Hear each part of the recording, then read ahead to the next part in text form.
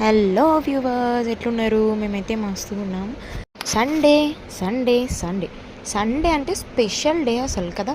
So Sunday వచ్చిందంటే చాలు మనకి ఏదో ఒక వెరైటీ ఉండాలి, ఏదో ఒక న్యూ రెసిపీ, న్యూ స్టైల్లో. ఓల్డ్ రెసిపీ అయినా సరే న్యూ స్టైల్లో, కొంచెం కొత్తగా, కొంచెం వెరైటీగా, దాంతోపాటు ఏదైనా సరే కాంబినేషన్గా అట్లా కొంచెం కొంచెం అట్లా వెరైటీగా ఉండాలంటారు కదా ఇంట్లో వాళ్ళు. సో అందుకని ఇది ఓల్డ్ రెసిపీ కానీ తినక చాలా రోజులు అయిందని చెప్పేసి చేశాను. మేము ఏం చేశాను ఆల్రెడీ చూస్తున్నారు కదా వీడియో. వేడి వేడి వడలు చూడండి.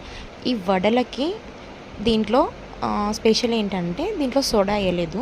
ఇది నైట్ రుబ్బి ఫ్రిడ్జ్లో పెట్టేసుకున్నాను అనమాట. సో వడలు వేయడానికి రాని వాళ్ళకి ఇది ఒక చిన్న టిప్ అనమాట. సో ఏంటి అని, మన అందరి దగ్గర టీ ఫిల్టర్స్ ఉంటాయి కదా. సో టీ ఫిల్టర్స్ తీసుకొని దాన్ని కొంచెం వాటర్తో తడిపేసి దానిపైన పిండిని అప్లై చేసేయండి.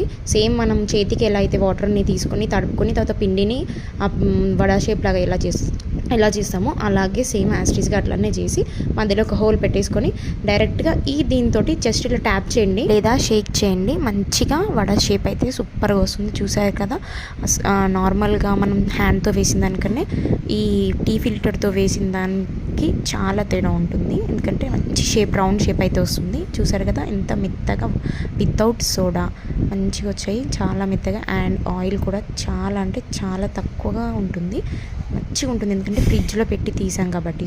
పిండిని ఆయిల్ తక్కువగా పీల్చుకుంటూ మనకి నచ్చే విధంగా ఫ్లఫీగా పైన క్రిస్పీగా ఈ వడలు లేదా గారెల కాంబినేషన్ చికెన్తో అయితే ఎట్లా ఉంటుంది. నాకైతే మస్తు ఫేవరెట్ డిష్, మా సండే స్పెషల్ అనమాట ఇది. సో సండే గారెలతో పాటు అండ్ చికెన్ కాంబినేషన్ ఎంతమందికి ఇష్టం, టేస్ట్ అయితే వేరే లెవెల్. ఇంకోటి, ఈ సండే మీరు ఏం స్పెషల్ చేసుకున్నారు ఏంటి అనేది కామెంట్ చేయండి. అండ్ వీడియో నచ్చితే లైక్ చేయండి అండ్ సబ్స్క్రైబ్ చేసుకోవడం మర్చిపోకండి.